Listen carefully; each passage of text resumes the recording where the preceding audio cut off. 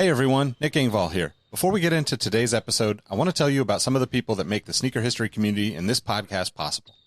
It's more important than ever to think about who you give your money to when you're buying clothing to go with your kicks. Our friends at Guilty Goods started their brand with a goal of giving back, especially to the communities that make sneaker culture possible. With every purchase from Guilty Goods, at least 10% of the proceeds are donated to organizations like Big Brothers and Big Sisters, the Susan G. Komen Foundation, the Movement for Black Lives, and many more. You can save 30% on your order by using the code HISTORY at guiltygoods.us.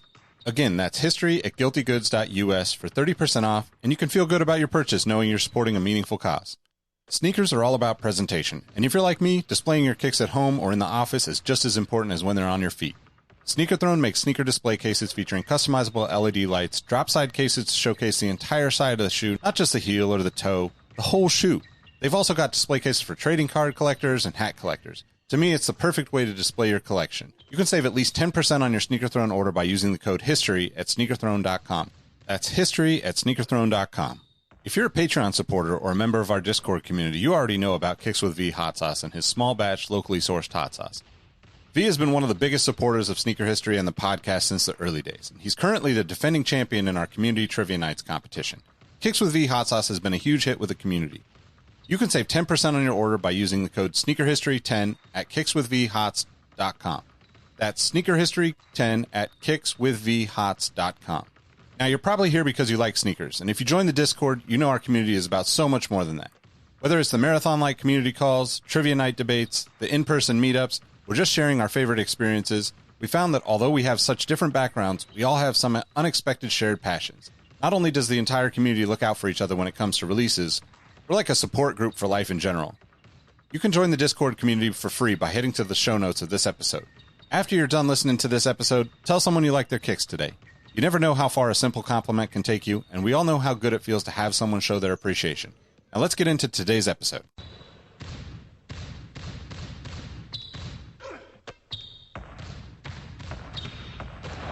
Jordan trying to shake off Starks. Oh, what a James with no regard for human life. 12 seconds. Bryant for the win. Iverson against Gill. The crowd on its feet. Allen for the win. Welcome to the Sneaker History Podcast. What up, what up? My name is Nick Engvall, and this is the Sneaker History Podcast. For me, sneakers has never really been about the shoes. It's been about the people. Sneakers have been the connection to friends, business partners, unforgettable stories and memories, and opportunities that I could have never imagined. My goal has always been to create something that opens doors for others to find ways to do something they're passionate about for a living. If you're already a member of the Sneaker History Discord, you know how great the community we have is. It's so much more than sneakers. When someone needs some help getting through a tough time, the community is there. When someone in the community drops a new product line or publishes their first YouTube video, everyone is quick to support. That's why this year we'll be launching a series of new podcasts directly from the community. The first is a Formula One focused podcast hosted by myself, Rohit Malhotra, and Todd Yates, where we hope to make becoming an F1 fan a little easier and give you a better understanding of the sport, whether you're just starting to watch or a longtime fan. You can check it out at exhaustnotes.fm or linked in the description for this episode.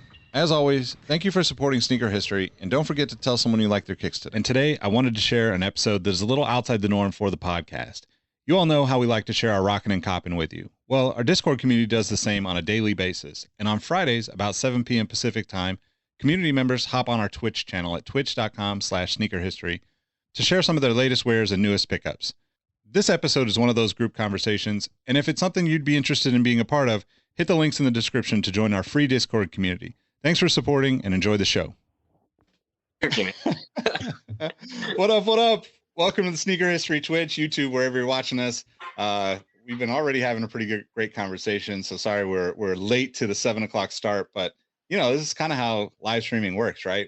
It's either technical difficulties or people just having a good time talking behind the scenes and forgetting to hit go live. So we're here, got the whole crew with me, a new crew that you might not have seen unless you're in the Sneaker History Discord, but I will toss it around and let everybody do their own introductions. Let's start with Dalton, who I could see next to me on the screen here. How you doing, man? Doing pretty good, man. Just chilling, having a good time talking to y'all. I'm Dalton. What's up, people? Welcome. I'll go next. Let's go next. Go for it. Hey, how's it going, guys? I'm Bradley. I'm pretty new to the Discord last couple of months, and it's happy to be here and talk about sneakers with you guys. Hell yeah. Hey, I'm Andrew. I'm happy to find people as consumed all with sneakers and Star Wars and wrestling as I am. Yeah. Hi. Guys, how's it going? My name's Chris. I like long walks to the fridge and old clothes. What's up, everyone? My name's Julie. I like video games and sneakers. This is the perfect group to be in for both of those. Mario. Shout out to Mario in the chat already. Yeah, that's a pretty good around the horn intro, because I think it's the thing that I love about the sneaker history Discord is, one, we rarely talk about anything sneaker history, and two, like, there's as many conversations not about sneakers as there are about sneakers. So, yeah, it's the gateway drug to nerddom. It really is, man. It really is. Connector. It's a connector. It's the coolest nerd thing I have. It's like sneakers, sports, and then cars. Probably the three most talked about things. And there was a lot of F1 gossip this week, and new announcements. So I think we were all pretty lit about that as well.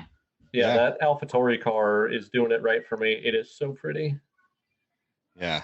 I think they all look sick. I think they're all amazing. And I've got 3 of probably the most active Golden Girls channel users and contributors here with me too. So, like, who would have thought you would join a sneaker Discord and end up sharing Golden Girls? The question is, where wouldn't you share Golden Girls? I mean, I don't want to be a part of any group that doesn't share Golden Girls. If you don't have a Golden Girls meme Discord thread in yours, I don't want to be a part of it. It's off. Exactly. What a shudder. Thank you for being a friend, guys. Likewise, right back at you. So the concept of this show, if you've listened to the podcast, is Rockin' and Coppin'. We kind of just talk about the shoes we rocked recently. Shoes were either cops or looking to cop. I don't know. Anybody want to start us off? I brought a whole bunch of stuff that has nothing to do with those two things that are around me. So we could just jump in with straight up with the other stuff, Sharon. I'm good with that. No, I went like themed. I went it's All-Star weekend in Cleveland. So I pulled out a couple of my favorite Jordans. Well, it was Michael's birthday, obviously, this week that everyone was talking about. But I grabbed a couple of Jordans that I really like, and another pair that's, I think, worth talking about here. All right, let's start us off. Pull one of them out. Let's do it. Yeah, so these are some Jordan, I think they're 28s. Is that what these are? Yes. Jordan 28s? 28 SE. Yeah. All-Star version. I actually think this pair, I mean, I haven't played basketball in a long time, but I think this line was actually quite comfortable. And I think they're cool. And so I brought these out. The most recent ones I got were 35s. Is that what these are? 35s, 34s? Yeah, I think they're 34. That's a 35, right? This is 35, I think. The lows. Yeah. That's saying a lot about Jordan, about current model Jordans right there. Yeah. These are wildly comfortable. I don't know if you guys have a pair of these, but these are quite nice. So I brought those two, and then, I mean, obviously my favorite All-Star, Stephen Curry, but the Nike SC30s. Before he, before Nike blew the whole relationship over a PowerPoint presentation with Steph, and he went to Under Armour. So they did 4 versions of these this year, or the year that they made these. I think it was these, James Harden, and 2 other people that I do not remember. But they were all really, really cool in all their team colorways before everything got crazy. Dope. That's a dope awesome looking pair. shoe. And then the last one, which is not All-Star related, because he didn't wear these for the Big Dunk show, but the Quakes, the Blake Griffin Quakes that I think, everyone loves, the dunk contest when he jumped over the car. And these are just one of my favorite shoes from, mid 2010s. I think that's one of the most amazing like glow in the dark shoes that's ever been made. Yeah, they're Patterns on pretty that are so amazing. good. They're anyway. So I just grabbed a bunch of All-Star shoes and thought it was, Very appropriate. That's very It good. is. Yeah, it was good. I didn't even know they made actual Curry branded shoes from Nike. That's pretty look at amazing. the logo. Look at like here. I'll Is put that- it up here. Like Yeah, look at that's- SC30 with like 2012, I think. yeah, 2011 I think is what's on That's the box. terrific. It's interesting because in the there. SC30 is actually like almost like it's almost like they were close to doing the SC30 that Under Armour used, but they just Yeah. didn't quite get there. Yeah, exactly. Yeah. Yeah, Actually, I've like never that. So seen those. yeah, so that shoe and like that era with Nike basketball was actually really I would say it was like really like good and bad for a couple of reasons. So like they made a ton of the like player exclusives like that, right? But like a lot of players didn't get signature shoes, right? Like that's why Steph ended up leaving essentially is like, look, you're not going to get like the full package that you would get going to Under Armour. But like then like as a Kings fan, Tyreek Evans got like exclusive hyper dunks that year, and like I could get him at House of Hoops in Sacramento, and like that just doesn't happen for anyone ever in like the basketball world, right? Like small markets didn't get that kind of stuff, so it's like pretty good cool. and bad, but it's such a cool like it's like an underappreciated moment, right? Because a lot of people probably could walk into a local like House of Hoops, Foot Locker, or whatever. Yeah, that's where I got mine from the Bev Center, right? Like I walked in and I was like, they had all 4 pairs, and I was like, yeah, I want the Stephs, right? Like that's.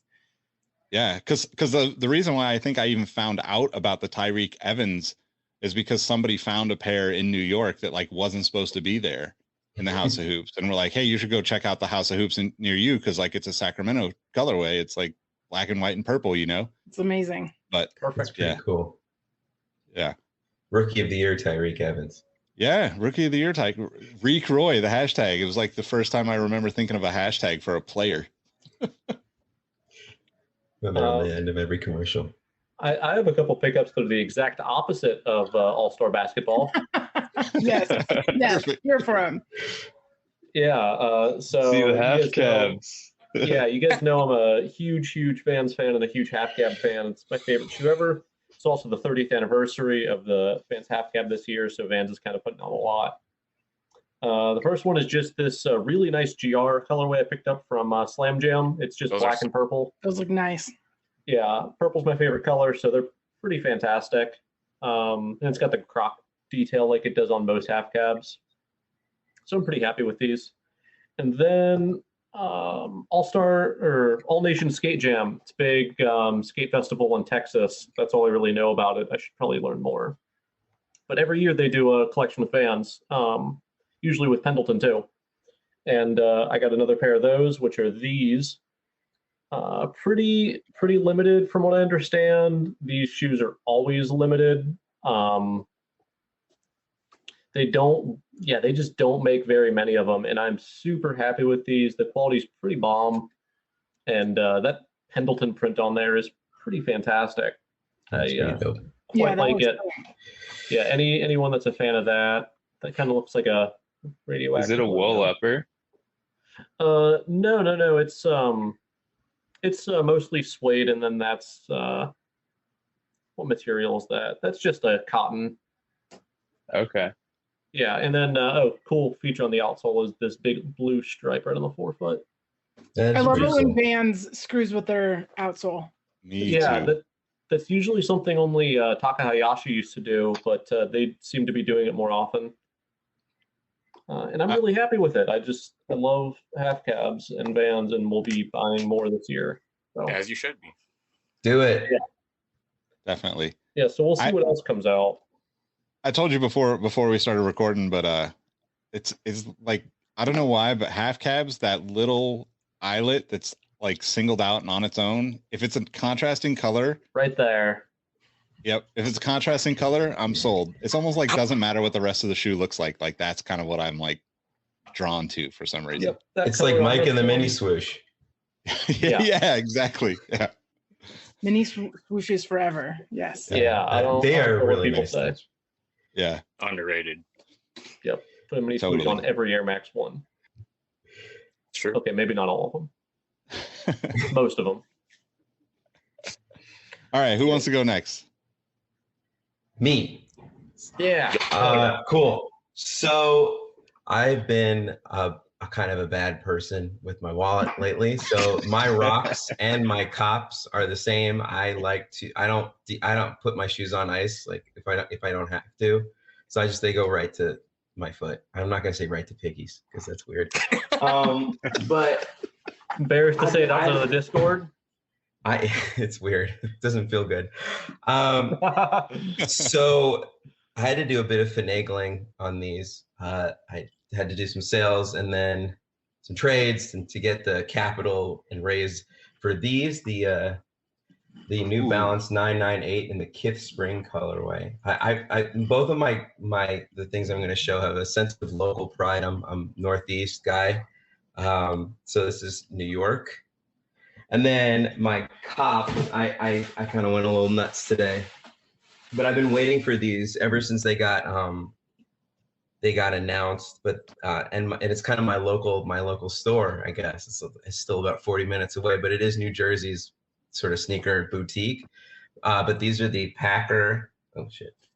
Oh, sorry for English. Those are so nice. The Yeah, Packer, the Packer Forum Highs. The materials on these are just like insane. It's almost like one of the undefeated dunks with all the materials on it. There's tumbled leather, there's hairy suede, there's Those more, are so. yeah. But this pack, I actually hit on them this morning on Packer.com, and I had some time today, and I sold a pair of shoes, so I got the navy colorway as well. I'm sorry, I got the red colorway when I drove there, so I have one coming like tomorrow. And then I bought one today. It's kind of cool. Wow. The photo shoot for those was really dope too. It was just like very simple. Like, yeah, it was like, it just felt so chill, right? It was like, yeah, I think that's like a fun, that's nice that you pointed that out. Cause I thought it was very like unassuming and just like very easy breezy in the way it doesn't feel contrived or staged or trying to be snotty. So I was pretty happy when I saw that little lookbook there. Yeah, totally. And like, I love when they do like, it was like real, right? It's like, there's a dude with a skateboard. That's not a skate shoe. They're not selling it as a skate shoe, but that's life, right? You might be on a bike. You might be on the subway. You might be in a car. You might be on a skateboard. You might be playing basketball in any shoe. Like, you don't have to be like, this is a skate shoe. I only skate in the shoe. Like, and I wish more brands would just be aware of like life, like photo shoots, as opposed to like very like hyper targeted specific things to be like, this is how it's supposed to be done. Oh, yeah. I saw that skating in Carmine Sixes the other day. I was like, yo, what the fuck? Wait, say that again? I saw a guy skateboarding in Carmine Sixes the other day. Yeah, see? That's kind of crazy. I love that. I want to see him play soccer in Carmine Sixes, though. Oh, geez. If we're going to do cross sporting. Or dodgeball. I've seen photos of people skating in foams, and I'm just like, man, that's got to be difficult. Oh, yeah, there's like no pivot. Like, you're in. Yeah. Well, yeah, foams are heavy, and they're really stiff unless you're a big dude. And, man, I don't know how you would get any board feel or, like, the control you'd have, like, for your forefoot has to be so down compared to like a normal skate shoe. Like, hey, yeah, it's badass though. Go do it. It reminds me of who was it that was playing basketball in Timberlands? Oh, shit. Oh, was it Gilbert Arenas recently, right? Were they in New York? Was it Gilbert? Probably Gilbert. Yeah. Yeah, he played in Air Max Pluses too. Right. Nick, you'll probably know this name. I brought it up to AJ a while ago. I think it's a Greek guy who played basically strictly in Air Max 90s.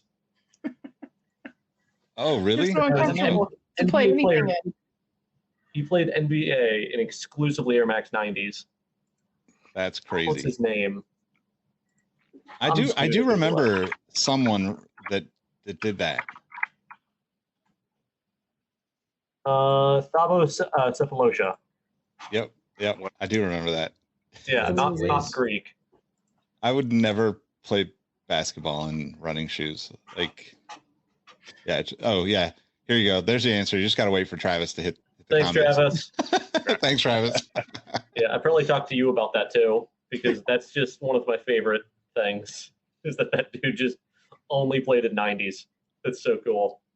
Well, it's crazy because, like I wear so many different shoes that I forget about stuff like that because I'm not, aside from like maybe skateboarding around the neighborhood a little bit or like taking the dog out for a walk or something.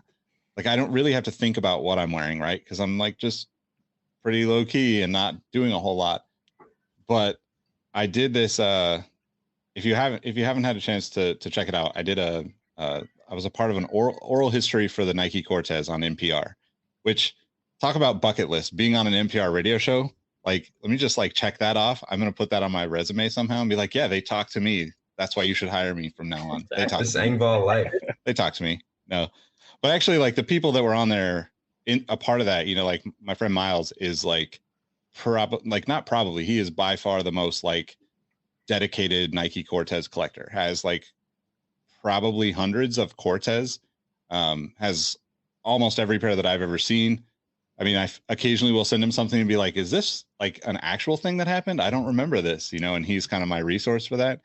But like Mr. Cartoon, Estevan Oriol, guys that I like admire all my life, and to be a part of that was just really, really cool. I say that not to brag, but like I put on the pair of Cortez because I was like, I got to wear these today because this actually got published because the interview happened months back. And, anytime things like that happen, you never really know if it's going to happen. So like when I saw it, I was like, oh, this is so cool. Grab the pair of Cortez, put them on, like take the dog out for, the morning walk. And I like almost rolled my ankle just like normal walking because like the shoe is just it's not like stable at all, which I just hadn't worn something like that. Like, I guess like I'd worn Chucks in the last couple months, but like I've been wearing like not stupid. I love the shoe, the ZX 8000 neighborhood Adidas so long that like I was just so used to that feel. And like, Mika, my puppy, 2 years old, she's a little aggressive and can like yank you pretty hard. She's really just like a little tiny tank. So she's also very strong. Yes, exactly. Yeah, exactly. Yeah. And like if she wants to go someplace, you better be prepared to not go that place. Is all I'm saying, right? So like it completely got me into my like nostalgia head thinking about all these things because I never really thought about that kind of stuff. But then you see people skateboarding in Cortezes all the time. You see people skateboarding or like, playing basketball, right? Like I have friends that played in Air Maxes and, like Air Max 95s and like I guess maybe I'm like spoiled in a sense that I get to experience a lot of shoes, or I'm stupid enough to spend a bunch of money on enough shoes to like be able to say that I know the difference between them. But like, it's just something that's really interesting because it's come up multiple times now in conversation over the last week or two. So I don't know. I don't know if like we all realize like how much the brands used to sell us on the idea of like buy one shoe for everything. Now we buy 12 shoes for every, 7 days of the week. It's not even every 7 days. It's every like 3 hours of your day. Did you go to the gym? Are you going right. here? Are you going to go walk your dog? Yeah. Like, it's. Yeah, Robbie just was saying that. He's like, yeah, the guys in the NBA now play like one pair of shoes per quarter or something. And sometimes they'll play 5 pairs of shoes or 6 pairs of shoes in a game. Just like, wow, crazy. That's crazy. It's kind of awesome. Yeah, it's crazy to think about the tennis shoe being like a on the court, off the court type of thing, and how everybody's just wearing like the same like shoe for leisure. And now there's like, a shoe so tailored to walking in an urban, like, environment versus walking in the woods or something like that, Totally. Yep. Yeah. I don't know. All right. Who Who wants to share next? I'll go next. Chris? All right. I went out the room twice to just go grab shoes. So Hell yeah. I'm sorry, not sorry. So first, Stussy All Court. These are Nice. so nice. Yeah, I got these. One of my favorites. I traded some Yeezys for these, and I fucking love them. So I always like Stussy's nuances where here, past, present, and future, and then Stussy insole, really cool. Yeah. Yeah. I love that Stussy logo on the tongue. Right. Hey, you got to show the outsole on that one too. I got the black pair. Oh damn! Yeah, I entirely forgot about Oh, this. that's cool, shit. man. So Yeah. cool. So awesome. Yeah, so it's like such a practical white sneaker with like a snakeskin swoosh, like, and then small details that just make it happen. So yeah, this was awesome. That's- I literally got these at like 12 in the morning this morning. Oh, nice. Oh, hell yeah. So yeah, kind of gives it away. Yep. But yeah, Can't go wrong. Yep. 95. I've had maybe like 5 or 6 pairs in the last 12 years of these. Is it the 2019 or 2020 pair? This is the 2015. Okay. Okay. And they brought back the PSI, really nice touch. I like that they brought this box back, Yeah, me too. but I wish it was the narrow. I mean, Nike's done a good job at making like a slimmer profile boxes of sneakers, right? Like the Air Max 90s. Oh yeah, the recrafts. Yeah, and they did a good job of like the slim profiles and stuff. So I was a big fan of that. Yeah. So big classic. I'm kind of working on my HOA history of Air Max models. So I'm looking for the Air Max 1 in red and Air Max 180s in the ultramarine color. Nice. But of course, on my terms, I think they're not to say they're bricks necessarily, but they're pretty affordable, right? Yeah. But I don't want to just pay for like the absolute unheard on some player prices. Yeah. Yeah. Yeah. They will come. Yep. Osiris D3 OG, then Awesome. 99. What? Nice. These are heavy as shit. They're But tanks, man. They also look like tanks. Yeah, exactly. Yep. Yeah. I love them. I wouldn't have it any other way. So I'm pretty happy Osiris retroed these. I never had D3s growing up as a kid, but these were fucking awesome. Yeah. Yep.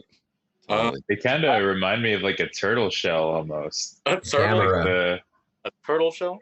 yeah, I don't know. What an interesting perspective. It- Yeah, just sweet. The evolution of that style shoe into being This- a high fashion shoe is really unexpected with like those London sneakers that's basically a D3 ripoff. Yeah. It's Yeah. so wild to me. Yeah, it's weird. Like they have the D3 upper and then like a capsule or whatever. Yeah. And then Well, last, and then like the ASAP Rocky Under Armour shoe a few years back, right? Like Right. nothing more happened from it, but like the shoe was almost a direct ripoff. right. And it was weird because nothing followed up, but it's like a small wave, and they didn't even do like multiple colorways or anything like that. Yeah. So crazy, man. I don't get it. Yeah. So last pickup, 2002 Vans Redmond. Nice. Posted my story on the cord, but I had this model in 2003 before I got into like actual Vans. My mom took me to the outlet, and I got these were like it's funny that Vans outlet it still exists here in Vegas, and it was like a buy one get one free type deal, and this was one of them, and I wore them to the ground, as people say. And yeah, I got these for $50 off eBay. Nice. And yeah, 2002. I'm probably gonna unds these in the next few weeks. So we'll see. We'll see how that goes. Those are awesome, That's man. awesome. Yeah. It's always good to get that like get back to that shoe that you have memories with that you just completely wore as long as you possibly could, you know? Yeah, I think to me it's like a like an obligatory milestone, like as a sneaker collectorism. Like To find your first sneaker. yeah, I That's think pretty cool. to me that's like really important. Like have your foundation for sneakers, right? Like I think that's something everyone should have if they they're like sneakerheads, so why not? Totally. Like it. Totally. Also, can we just talk about Stussy and the font and like how that's actually someone's handwriting? Like, I just wish in my next life, I want the gift of having cool handwriting. That's all I want. You can still practice. It's like an art, you create your own next version.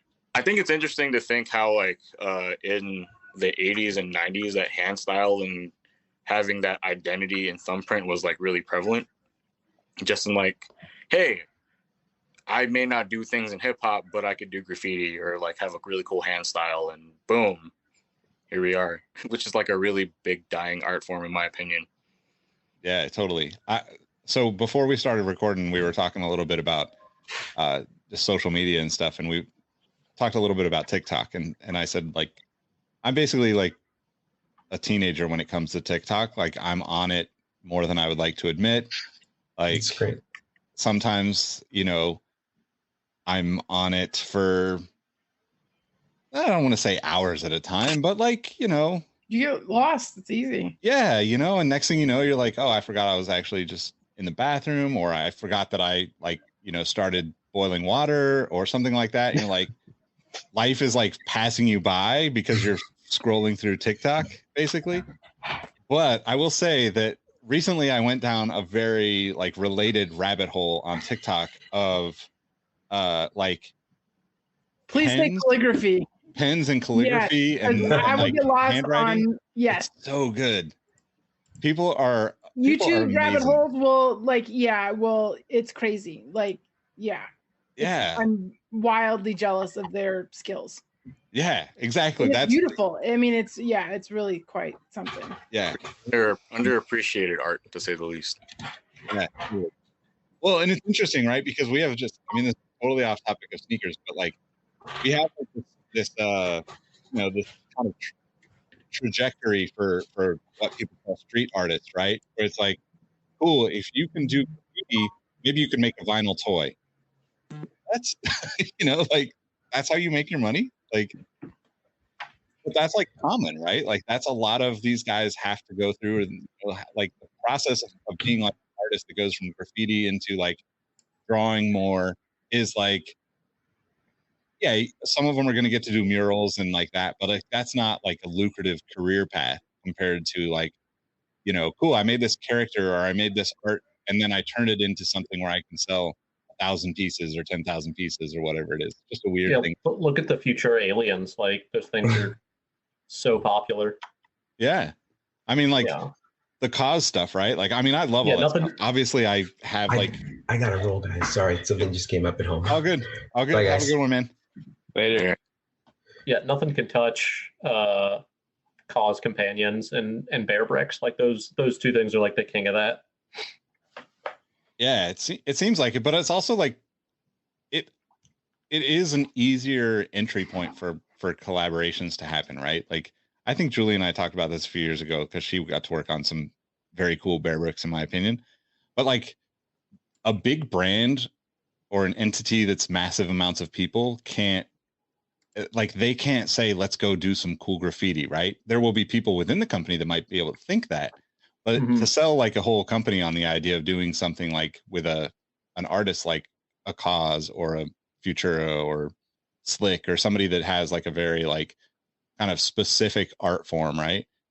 It's really interesting because the bear brick is like a cool way of like, oh, this is just a thing that people do as a marketing tool to get their name in front of a very like specific audience, and it gives them credibility in a lot of ways, right? Like, and the way that Metacom set it up to do that, right? Like originally, they don't do this anymore, but like originally it was like, in order to have a bear brick, you had to have like the tiny bear brick, the 100% bear brick first. Then you graduated to the 400%. And then you would eventually get to do 1,000% as long as you were, like somebody they wanted to work with and it turned out to be successful. And like, that was cool because then you got to see the progression of thoughts from an artist where it was like, oh, maybe the first, I can't remember what the first staple one is, but like the first staple one being 100%, the second one being like 400, and the 400 was like a shipping box theme, right? Whereas like people are just buying stuff all the time. So we wanted to like acknowledge that like this whole world of like, you know, being a small store and shipping all over the world, like those kind of stories kind of evolve, which I really love to see. But total tangent there. We could get back to sneakers at this point, I guess.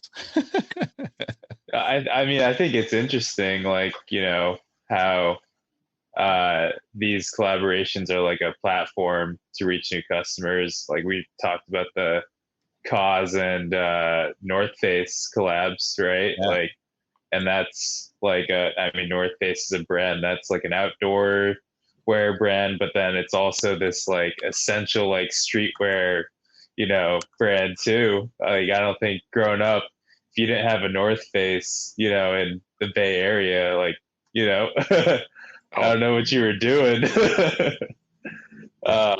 So it's just really cool to just see these brands that you don't necessarily think like their leadership might, you know, not know what Cause or, you know, any of this stuff is, but you put the information in front of them and it really makes so much sense to do that.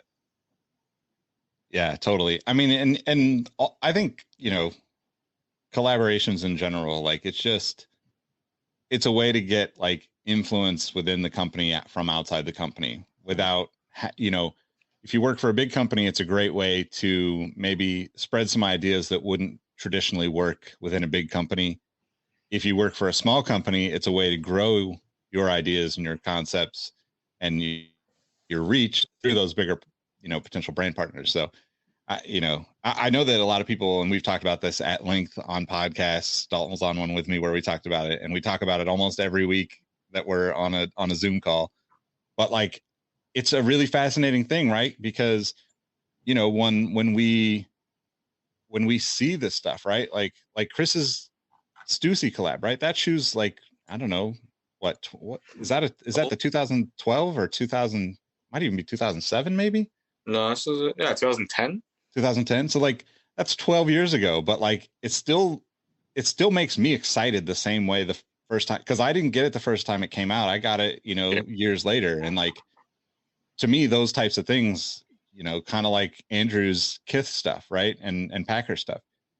It's like seeing a big brand recognize your local store. Like as sneakerheads, we all kind of see Kith and Packer all the time, but the general public doesn't know, you know, maybe Kith, right? They're kind of like the biggest of the streetwear, you know, fashion side. They got Steve Buscemi modeling for them now. That yeah, that was amazing. It was beautiful. Yeah. I mean, Kith is obviously massive at this point, right? But like they started doing the same things that a lot of these really small boutiques did, right? Like work with a brand, try to do something that's different than everybody else, and at least in some way or another, right? Whether it's the model that you pick or the way you tell the stories, and just keep going until you're like, you know.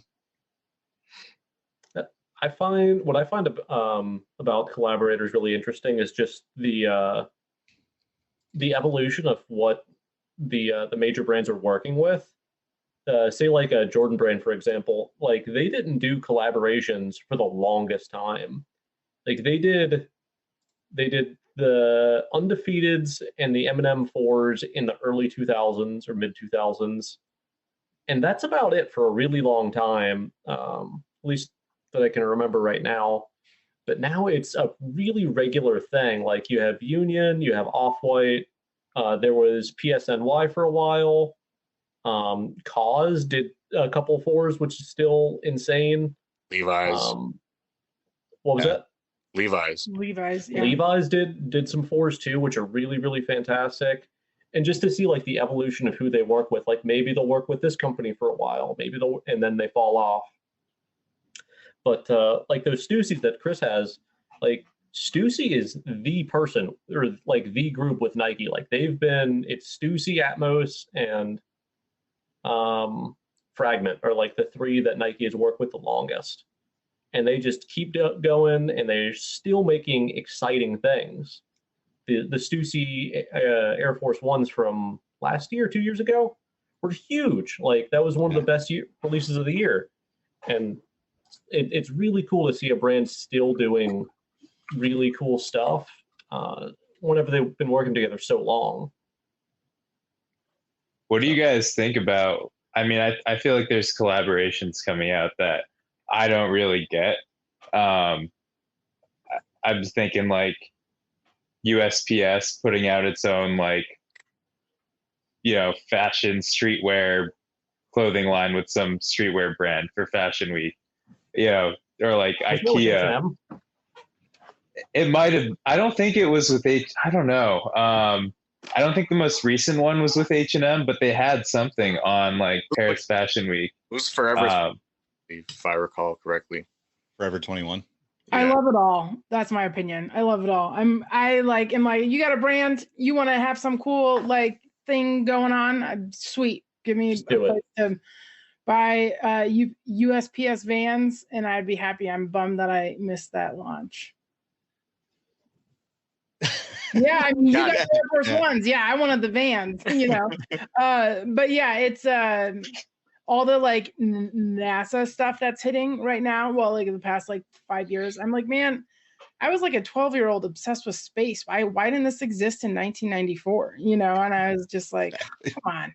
I think it was just collectively everyone that was that little kid is now in a position making those choices now. I mean, exactly. Exactly. And it's awesome. And they're selling them to all of us who have, jobs who are like, nostalgia is a drug, and now we're gonna have all those shoes. Yeah, and people make no sense, but I love them. Yeah, people are just less afraid to be their true selves now, which is really great, and just embrace their nerdy selves. Yeah, I mean, like it's impossible. Like if you really slow down and think about it, it's impossible to not appreciate the USPS. Like if you can't appreciate that you can take like 50 cents or $1 and send something from Sacramento to Pittsburgh or Vegas or Nebraska or Seattle, like that's nuts. I am pissed my delivery person did not pick up the mail that I put in my mail for pick today. But otherwise, yeah, it is like hey, let's cut him some slack. System that is like, it's efficient, it's incredibly affordable. I mean, it's really quite nuts. I forget who I was talking about, but I was literally talking about that like within the last few weeks, and I was like, just think about that. Could you convince any one of your friends to take a letter across the country for under $1?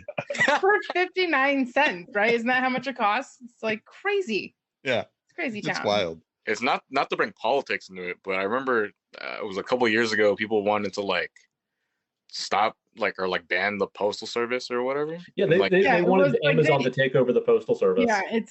Yeah. And like really think about that. Like, yeah, people got to get their stuff. Like people have medicine, they got to get prescriptions, sneakers. Yeah, like just as important as the first one.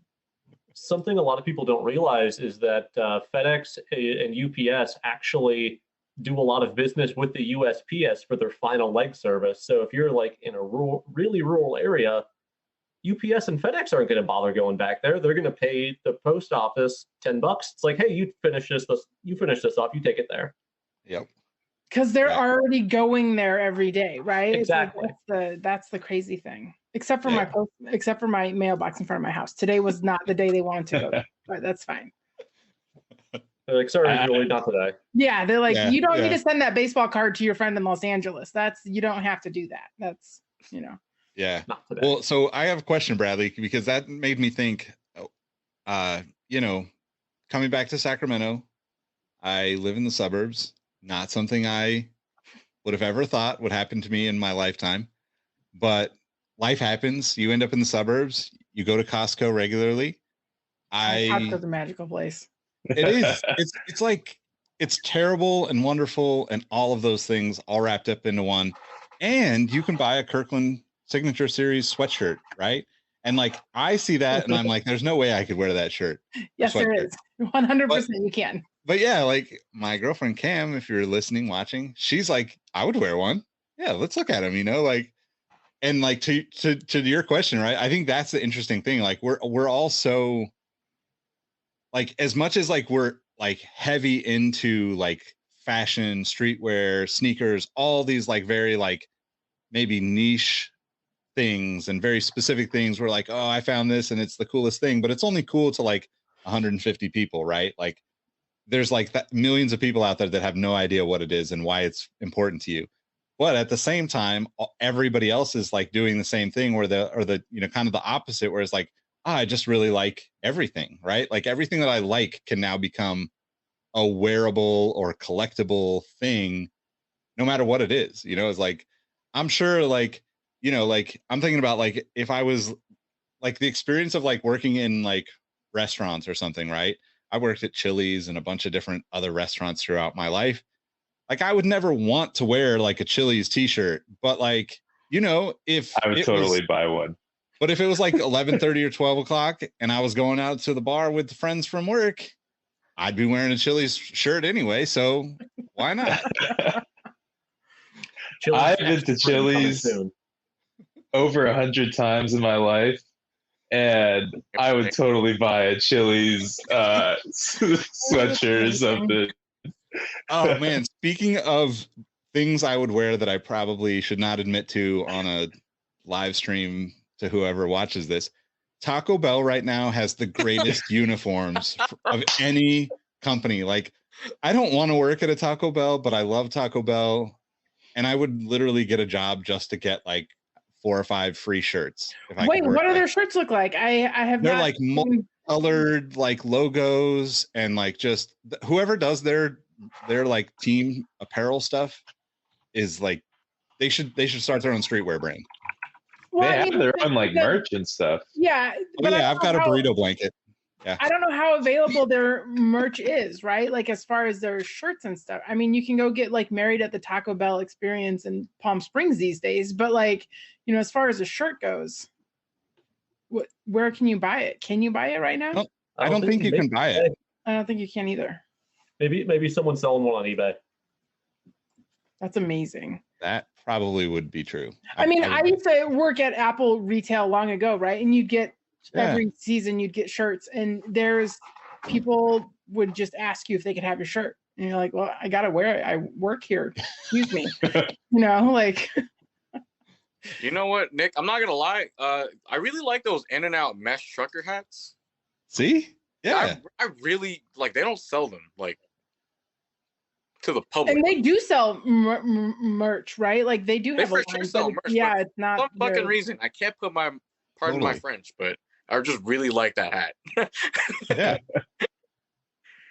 And I feel like that's like, I don't know. Sometimes I feel like with streetwear, sneakers, we can kind of get in our own heads a little too much about, what's cool. And I know it's like, it's really cool for us to learn about like the history and how like these individual pieces fit in within a subculture.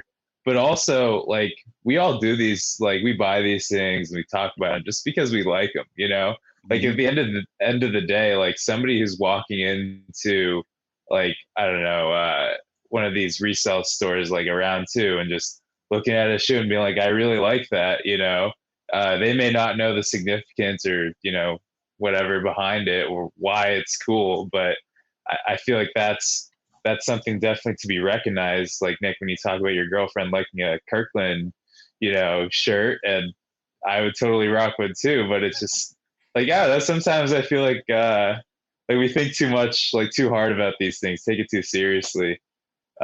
Totally. And that's why like I mean, I am like, in terms of like the internet's definition of a sneakerhead, I am totally the worst person on the planet. Like I just bought those. I bought 2 more pairs of Adidas ZX8000 neighborhood. Like I have 4 pairs now, 2 whites, 2 blacks. And like, I wear the black pair, no joke, like 6 out of 7 days, if not more, right? Cam. Cam, I will wear that same sweater for sure. We need a sneaker history Kirkland collab. That's what we need, right? Make it happen. Hell yeah. How do we do that? No, it's like 4 years ago. I almost got a lip tattoo of Kirkland. My friend was like, "I'll pay for it. You just go get it." I was real close. I had to get backed off of that ledge. No one would have ever known except for today. It would have been the big like online reveal of a Kirkland tattoo. Somebody's got to have one. Like somebody's got. I mean, maybe not a lip tattoo. I mean, just imagine revealing like that tattoo on a TikTok. You'd go viral instantly. Yeah. Those lip tattoos fade really quick. I'm glad you didn't take up that offer, Bradley. Me too. So Bradley, I gotta ask. Well, you can do Rockin' and Coppin', but I would love to see those new trainer ones that you got. Those trainers are so sick. They are amazing. Guys. Mine are already in the sneaker closet, but they are so cool. These are way cooler in person, guys. Like this mid panel, like it's so cool. I feel like the pictures online don't really do it justice. But like guys, like the laces, the blue is like the perfect shade of blue. It kind of gives me like I mean, I don't own any Travis Scott shoes, but it kind of gives me like that what's that one, the 270 or something? What was the one with the bubble in the back? Yeah. The palette is the same, right? Yeah. Yeah, they're really cool. It reminds me of the Nike Air Pillar. Oh yeah, a little bit, huh? Reminds me of the Air Pillar with the I hate to say it, but the Travis Scott color palette. Yeah. Like those overlay things are kind of like the Pillar. Remind me of the Pillar. I just love like the crazy 3M on it. Super exactly. Yeah, they're really. I would size up for anyone who's looking to buy them a half size at least. I wish mine were an 11.5, and they're only an 11. But I really like the 3M, how it's kind of like broken up like that, because it pops a little more than I feel like traditionally a lot of shoes with 3M are like streaks, like solid streaks of it. So I thought that was a really nice touch that they did. But yes, they are a little tight. Yeah, the lighting in your room too just makes them shine. It's amazing. Yeah, perfect. It really goes to show, like, whenever Nike, like in-house Nike special projects is just trying to make a cool ass shoe, they can knock it out of the park no matter what. Like, if they want to, they can fucking do it.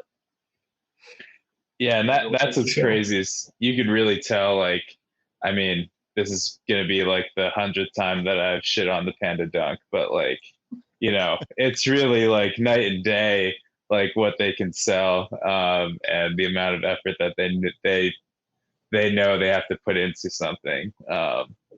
So anyways, did the other colorway of that come out yet? Or is it just that colorway that's come out so far? Because there's like a grayish blue one too, right? I remember like a gray silver one coming. Yeah, I haven't. What is this Air Trainer one called? Like which one? Yeah, what's the name of that Air Trainer one? Like I think it's just like the Trainer One SP or something like that. Oh, okay. It's not like an actual name. It's like just like a couple letters after it's like SP or something similar. Yeah, like QSSP, something like that. Yeah, I can look. Yeah.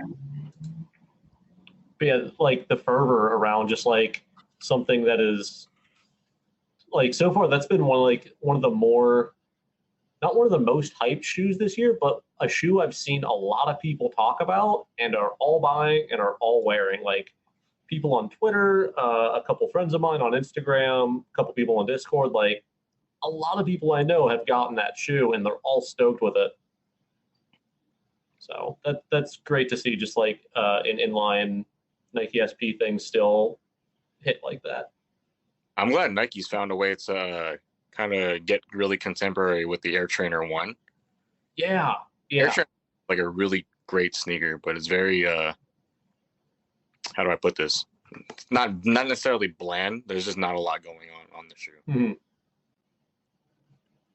Yeah, it's interesting how many times they've tried to do things with the trainers line, and like I feel like they do a really good job every time, but nothing, like it's all like very like specific, where it's like, okay, in 2009 we're going to make this version of the Trainer One and it's going to run for like 12 months and then it's going to disappear, and then we're going to come out with one in like 2015 or 2016, and then we're going to do one in 2022, and like each time it's really good, and each time I want like to see like a little bit more, like expand on it, you know, like if that colorway did so well, like, and we're talking about it, like they should be able to go, okay, cool, like people love this, let's do like either like a handful of more colorways, or maybe even make variants of it, you know, like make different straps and stuff like that.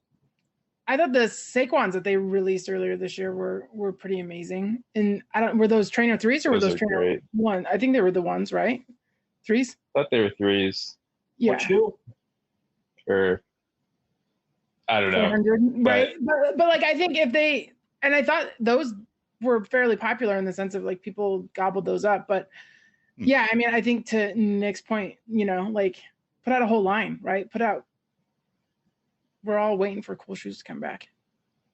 I mean, I think that like with different fashion styles becoming more like popular now, like the whole like utility kind of look, or you know, outdoor wear. Yeah, Gorp Core, like Arc'teryx being like the new Gucci or whatever.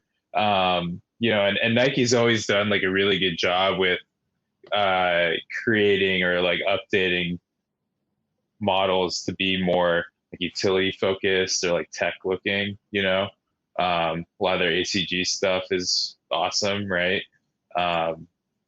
Even when they did the updated Air Force like highs and stuff, like I thought those are super cool.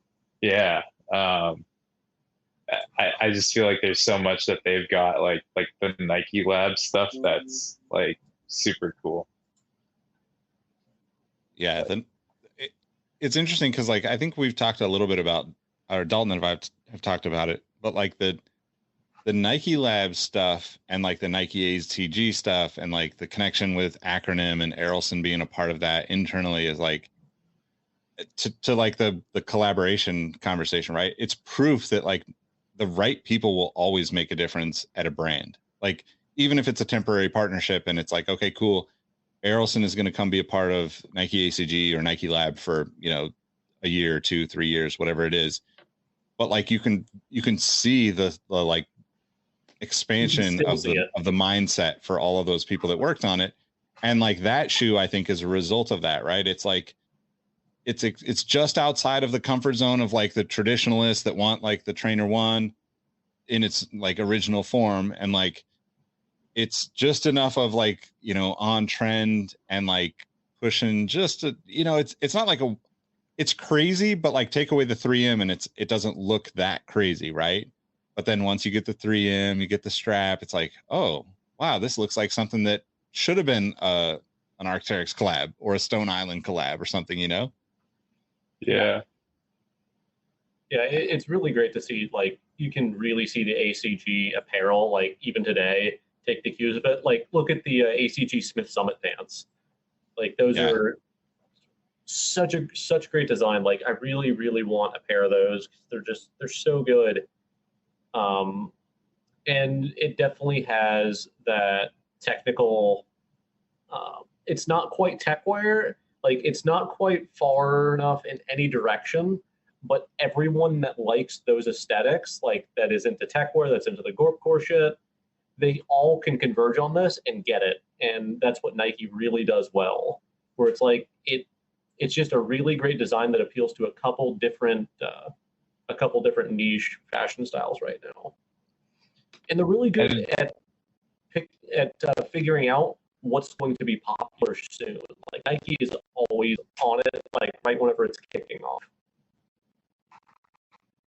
I mean, you know, we talked about what the media for upcoming releases. It's always like a single aesthetic. See like a hiking kind of outfit, right? With the hiking shoe, but and I feel like with the Gorp Core stuff, you can really do that, and because it just seems so effortless, almost. You can have these loud colors, and you know you can really just wear what will see people on Instagram who are able to make it look so good, even when it seems like it's slashing. I wish we saw more of that. Yeah. One of the best accounts for that is this French DJ called Techie Latex, Tekilatex. That dude's super fucking cool. I recommend following him. He posts amazing outfits. Dude, I got to see more of you guys' fits. I feel like we always do, what did you wear today? But I never get to see anything but the shoes. It was really cool this week's top 10 to see all you guys like pieces and stuff, like clothing pieces. I'll post one tomorrow because I've got an outfit I want to wear tomorrow. I'm going to a car show. Yeah, I throw full fit pics like once every. I was going a while, or posting those for a while, and then I stopped. I'm not wearing anything other than sweatpants. It's 2022. Are you guys actually like putting on I know. I was thinking the same thing. Right? I'm like, shit, I'm not going out of my house. I put on a clean shirt just for this show, right? you know? Yeah. This is what I wore to Taco Bell before I got here, so this was just the first. I'm just going to need to go get Taco Bell after we're done here. This is what it's, and it's, The real question is, where is Mexican pizza? They said they were going to bring it back. They said they were going to bring it back, and nowhere to be found. I haven't seen it yet. I know I saw like March in somebody's blog post a while back, but I don't trust any of the Taco Bell predictions because it's on the website. It is? It's on the website. Oh, but it's nowhere to be found. Well, I mean, I guess I know where I'm going after we're done. Yeah, same. Like, there's a Taco Bell by my work. And right around lunchtime, my coworker hit me up and be like, "Yo, let's go get Taco Bell." And I'll just scour just the menu, and I'm like, "It's not there." And I don't feel obliged to ask employees and be like, "Where's the Mexican pizza?" And they'll just be like, "I don't fucking know. I just work at the bottom of the chain."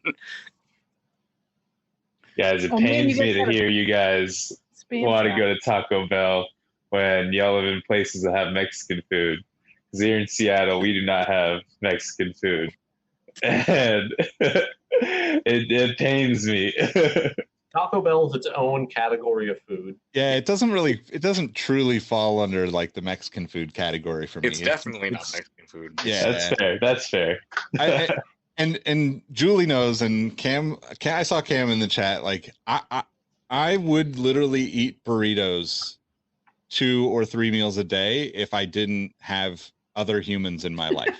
It's the perfect food, Yeah, it is. Also, and going back to TikTok, now I just watch how to do things cheaper and quicker and more air fryer and so. I mean, I was just gonna say shout out to the cheesy or whatever they're called, cheesy fiesta potatoes that are back, because I know you and I and Cam talked a lot about it in like 2018. So here we are. We're we can go get those nowadays. So it's a good day. Yeah. As long as they never get rid of the cheesy gordita crunch, I'm happy. I do like the cheesy gordita crunch. I had that. Yeah, that's my favorite item there, no doubt. Yeah. Bradley's like, no. Chili's the bust for Bradley. That's it. Yeah. That's true. That's true.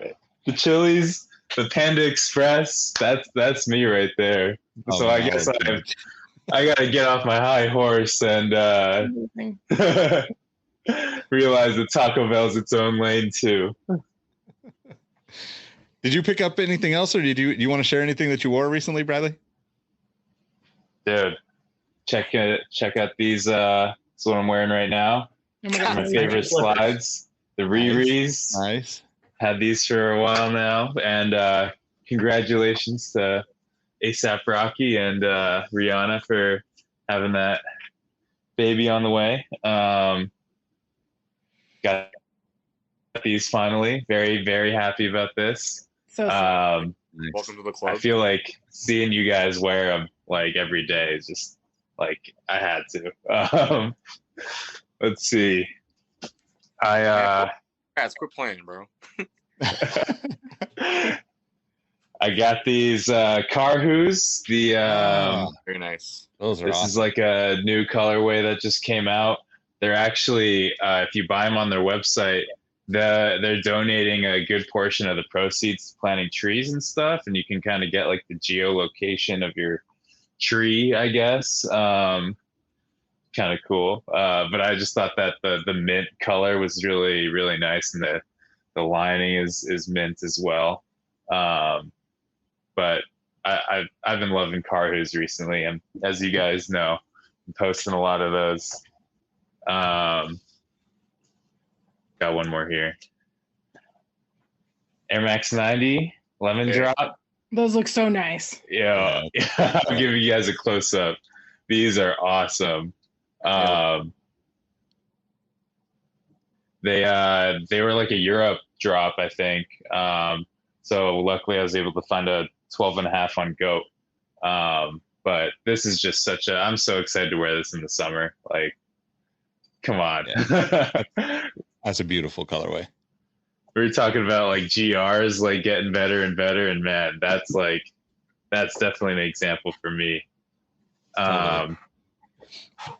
And yeah, I mean that's wait, hold on, guys. All right, I got two more.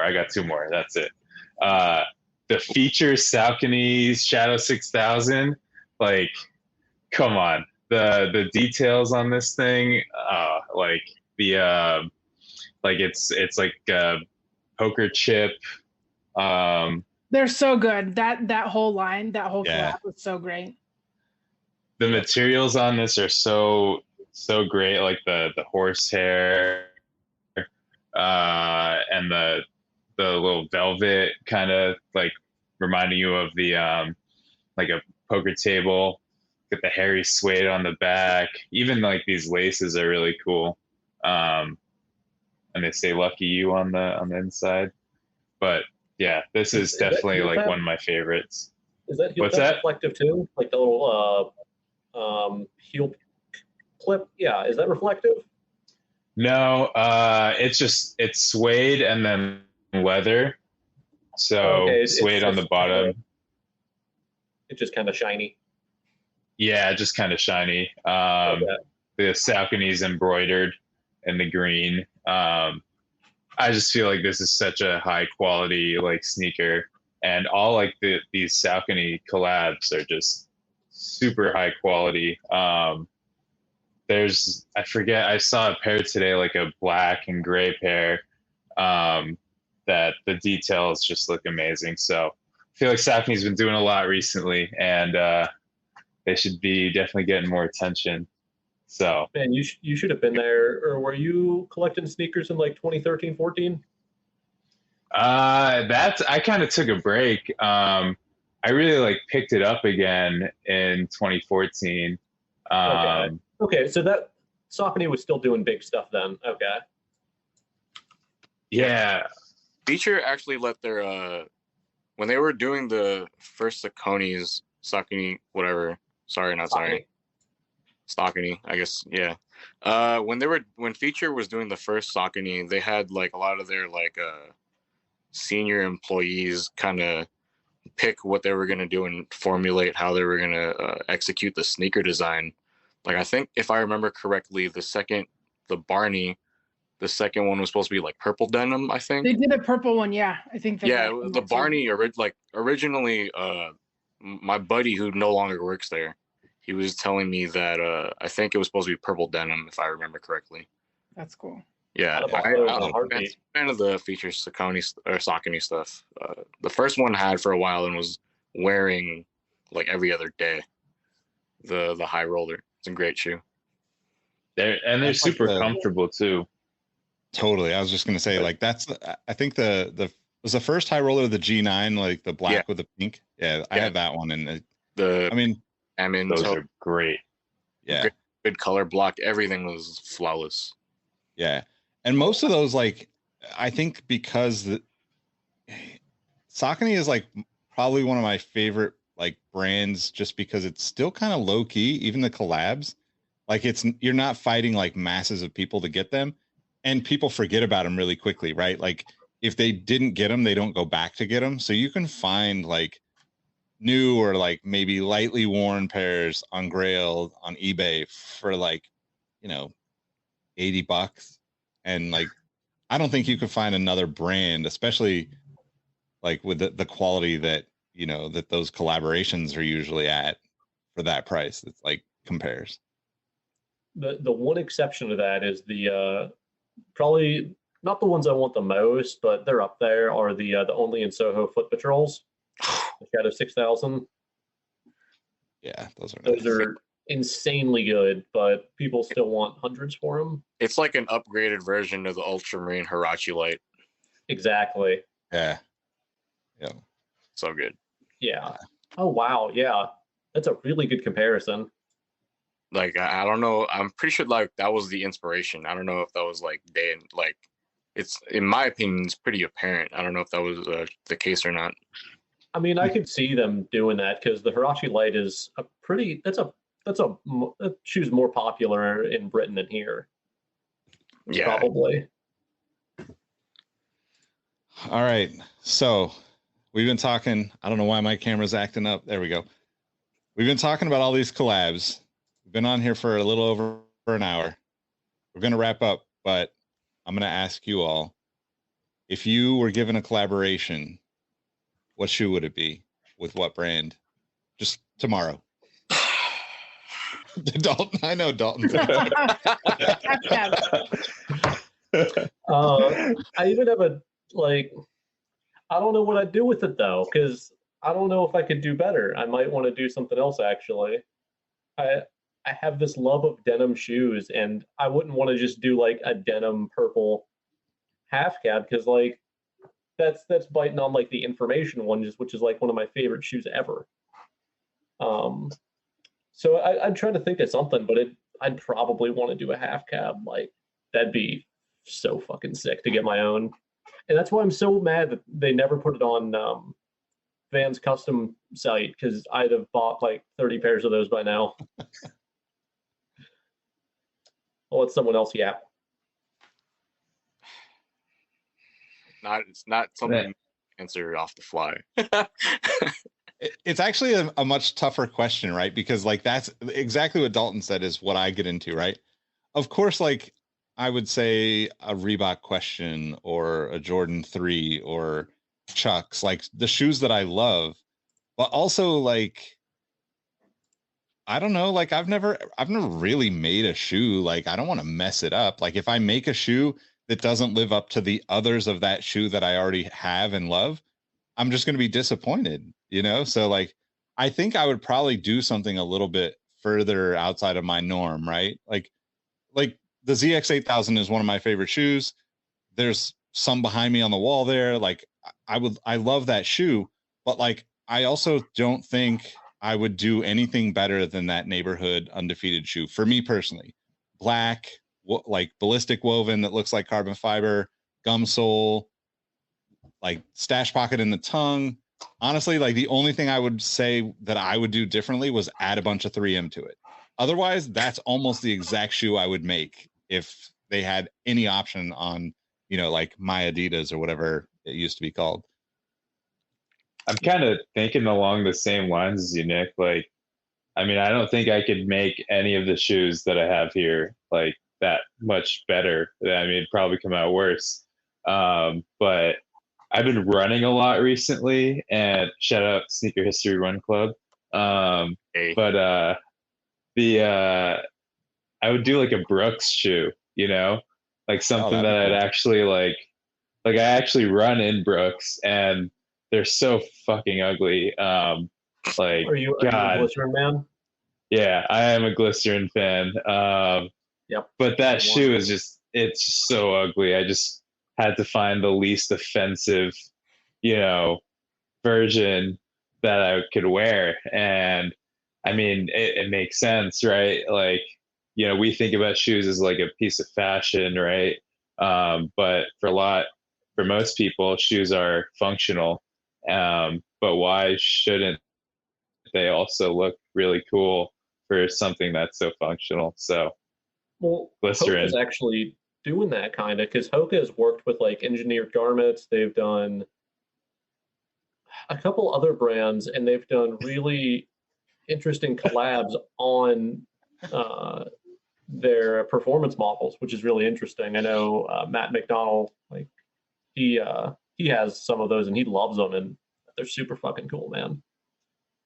Yeah, Brooks, man. Just send them an email. It's like, hey, I want to do something cool with you guys.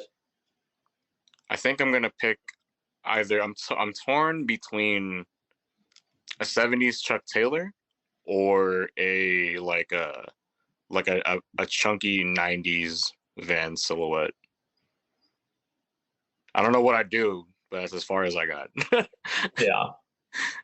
I'm gonna go the Jonah Hill route, right, and go with the classic Adidas line that you can, use really good materials on, and they're super comfy. I mean, I have the Sambas that he did that are so great. Like, I wish I have all the colors. I just have the brown pair, but they're amazing. Yeah, that's a good choice. I think that's the other thing too. Like, I would love to know, kind of like to what you were talking about, Bradley, with like Brooks. Is it that the group that's in charge of running or performance doesn't like care or think about those things, or do they look at it and think like, oh, this looks cool, I want to run in this? Because that's I was gonna say, I think what it is that every year they come out with a new one, right? So they're on the Glycerin 19 or whatever, right? They had the Glycerin 18 last year, and they come out with like maybe 3 colorways, right? And they know that the more colorways we make, right, the crazier the colorways are, the harder it is to sell to somebody who just wants an inoffensive sneaker, right? They're just going to make like an all black or an all white, with some slight variation, because have you ever worked in sneaker retail? Has anyone here worked sneaker retail in like a Finish Line or anything? All right. So whenever I worked at Finish Line, we sold a ton of Brooks and a ton of Asics. And let me tell you, people who like running a lot of times absolutely loved those crazy bright colors. There were a lot of Asics Gel Kyono like 25s that were just like a vomit of every neon color all at once, and those things flew off the shelves. Like, people that were into running, they liked the brightest shit possible. And I think that's still true. Yeah, I was just gonna say the Asics lines this year that they announced were it. I mean, I was like, oh man, they put so much color on these. I like them, right? Which is like, they were like neon signs, and I was like, yes, maybe I should get a pair of Asics.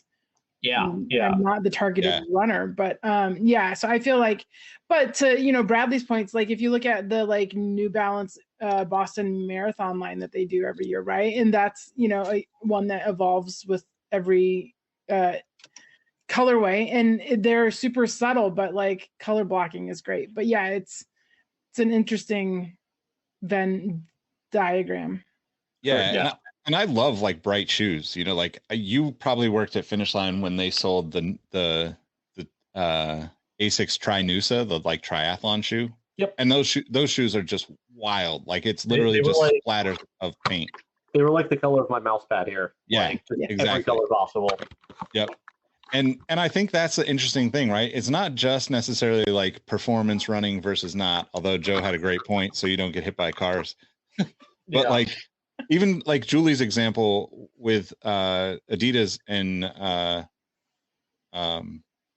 Jonah Hill, right? Jonah Hill, yeah. Like, I have a pair, I can't reach them, but I have a pair of like regular old Sambas that I wear once in a while, and they're terrible, right? Like, they're classic to me, so it's like, it's like a Jordan 1, right? It doesn't really matter. It's classic. You wear it, it's going to be uncomfortable, but the materials on it are not that great. It's just a shoe that I have, and like, it's okay. It gets the job done. Like, it's like what we were talking about earlier. Like, sometimes you just wear the shoe and like, it just does what you need it to do. It does, like, it's not, but like, that also means that like, there are people at Adidas or, wherever, whatever company, I'm just using Adidas as an example, because you talked about the Jonah Hills, that you can take an absolutely normal shoe and give it great materials, great colors, and transform it into something that people actually like really feel passionate about. And I think that's just really interesting because like I feel like this is like maybe too uppity of an opinion, but like if somebody likes a Samba and just wants the regular color Samba, why can't they just get like the regular color Samba in good materials? You know, like just because a person is not like a diehard sneakerhead doesn't mean they shouldn't be able to buy an $80 shoe that's made out of good materials. Or maybe they pay a little extra. They pay $100 for it. They get like a white and black Samba or a black and white Samba, and it's made out of nicer materials. You know, like I think we have this weird like in between space where it's like the brands treat, and you know, maybe this is partly to the retailers, right? Because they determine a lot of those, like, you know, to Dalton's point about what sells, like they determine what those buys are in such large quantities. Foot Locker says we're going to buy, you know, 200,000 superstars over the course of 18 months. And Adidas is like, cool, we're going to make 200,000 superstars for you then. But like, just because somebody's like not diehard into sneakers doesn't mean they shouldn't be able to get like your average colorway of a classic shoe in like decent materials. And I think there's this weird like missing piece in the market right now of like, you know, the idea of like the person that I think of that would buy a Samba, for instance, is just kind of like your average person that was probably either played soccer in them at some point or, you know, likes the look of a slimmer kind of, you know, more sleek design. And that's kind of weird that they wouldn't have the option to get like a nicer kind of like normal looking, I'll quote, you know, air quote, normal looking shoe. But Nick, don't you think like that there are brands that maybe aren't traditional like sneaker brands that we think about that do play in that space though, like common projects, alternatives, greats or Koyos or something, right? Yeah, totally. Allen Edmonds or, you know, stuff like that. That, I mean, they're basic, you know, looking sneakers, but just like high quality materials. I think, well, with sneakers, I think there's a lot of brand loyalty, even for people that aren't into sneakers. They're like, the amount of people I've met that just like, I only wear Vans or I only wear Adidas, and they have like 2 or 3 models that they only go for, is pretty high.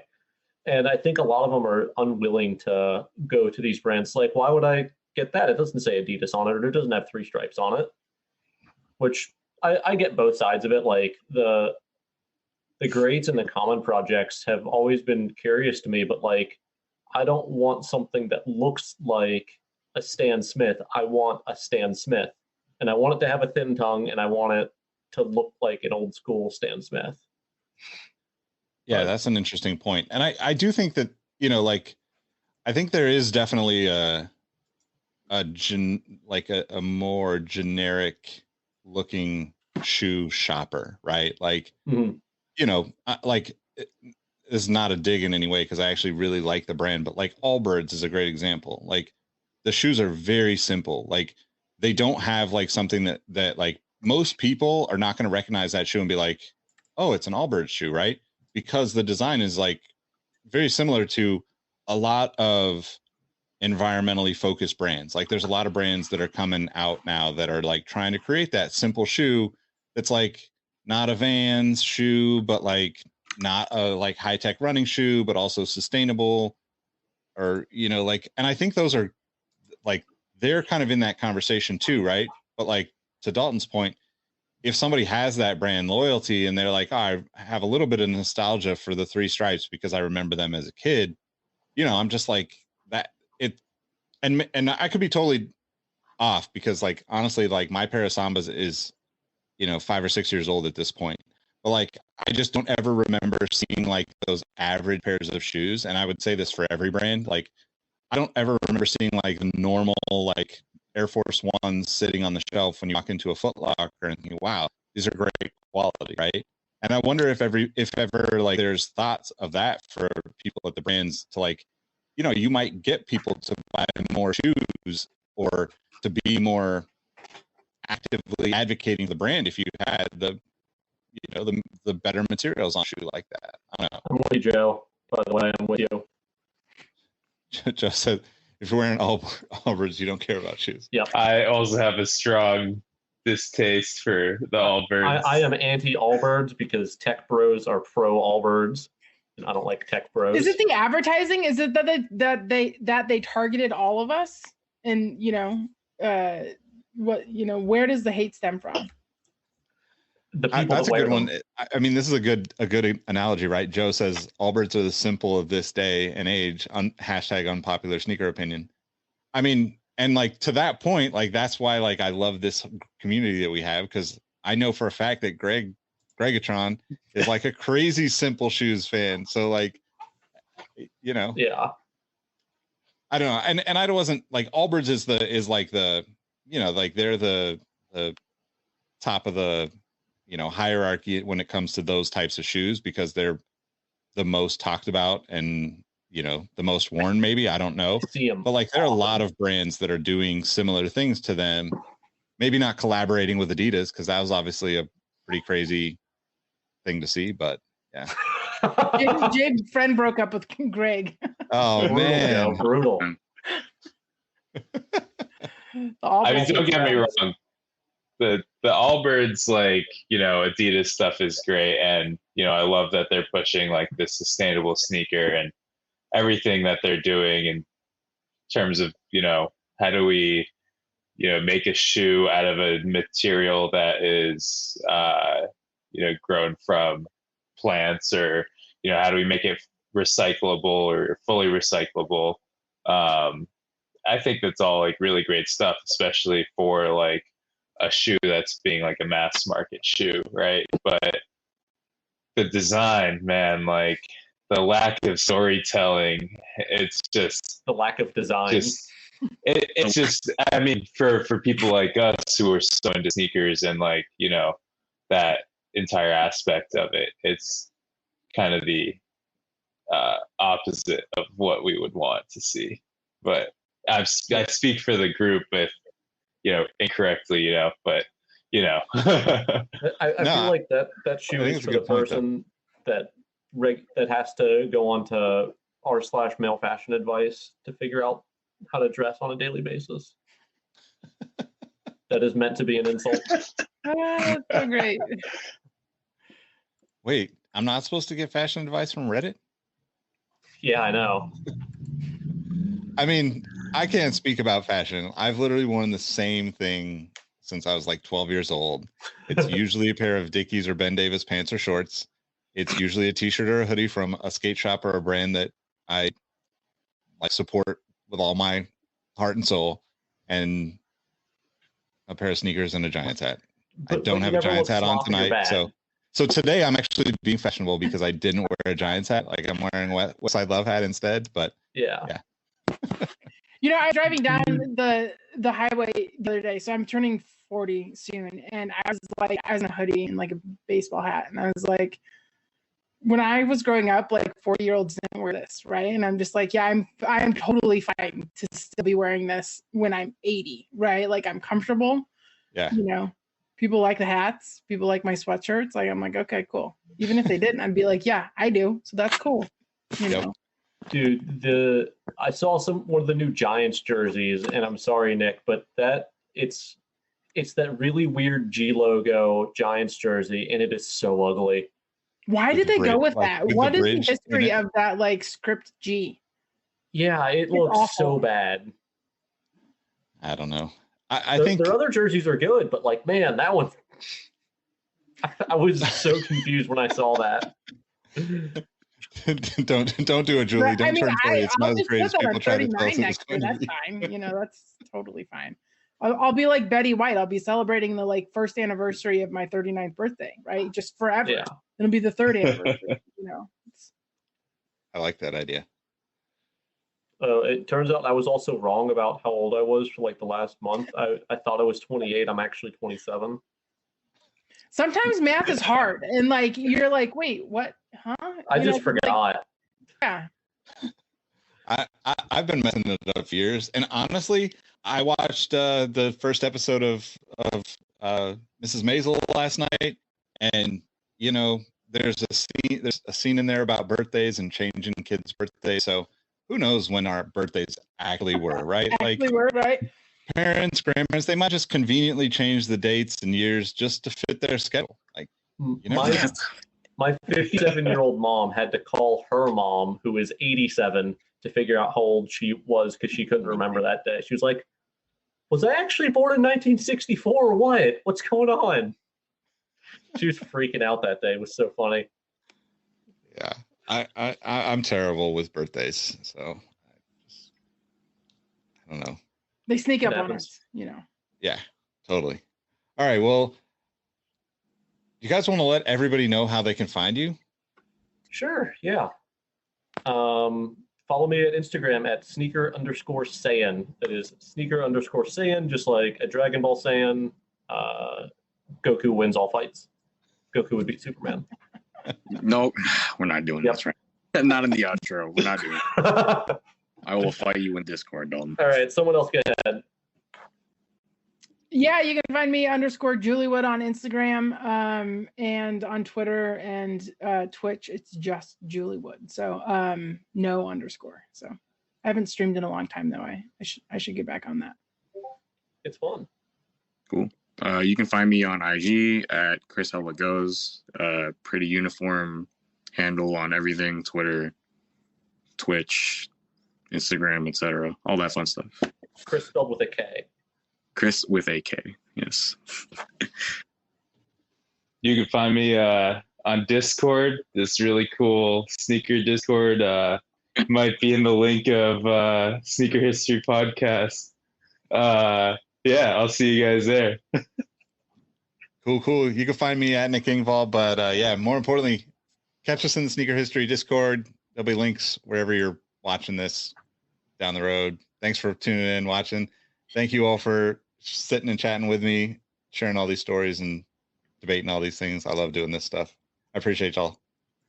Catch you next time. Peace. Thanks.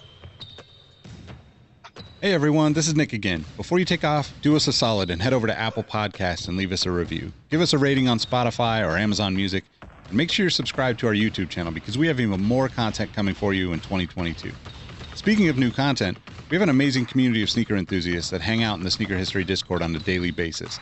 While sneakers is the connection point that brought us all together, we've all discovered countless shared passions we have in common with other people within the community. We recently launched the first of a handful of new podcasts that will be coming directly from our sneaker history community. We'll get into the details for those in a future episode, but I'm excited to share that the Exhaust Notes podcast is now live. Now, this is a show about the world of cars, racing, and other automotive-related topics. If you're a fan of Formula One, Formula Drift, cars and coffee, or you're just a weirdo like me that enjoys the smell of gasoline, I think you'll enjoy this one. If you do, add Exhaust Notes to your subscribe list so you'll be updated when we drop future episodes. As always, thank you for supporting Sneaker History, and don't forget to tell someone you like their kicks today. Peace. Hey everyone, this is Nick again. Before you take off, do us a solid and head over to Apple Podcasts to leave us a review. Give us a rating on Spotify and Amazon Music, and make sure you're subscribed to our YouTube channel because we have even more video content coming soon. Speaking of new content, we have an amazing community of sneaker enthusiasts that hang out in our Sneaker History Discord on a daily basis. While sneakers is a connection point that brought us all together, we've all discovered countless shared passions that we have in common with each other. We recently launched a couple of new podcasts directly from our community. One of them is a Formula One podcast. If you're an F1 fan like me, the Exhaust Notes podcast is your weekly fix of Formula One fun. It's hosted by myself, Rohit Malhotra, and Todd Yates. New episodes drop every Tuesday. I've been wearing fitted hats for years and collecting my favorite teams since I was a little leaguer. It has been awesome to see so many new fans getting into fitteds in recent years. Crown and Stitch is our new talk show about fitted hats with Dexter, Keith, and myself, where we talk about fitted hats, snapbacks, throw in some obscure hats because we all kind of like some funky stuff once in a while, don't we? Copping, collecting, and so much more. New episodes drop every Wednesday. Hit the links in the show notes for this episode to give our new shows a listen, and be on the lookout for more new podcasts dropping soon. Last but not least, tell someone you like their kicks today. You never know how far a simple compliment can take you, and we all know how good it feels to have someone show their appreciation. Thank you all for the support, and we'll catch you on the next episode. Peace.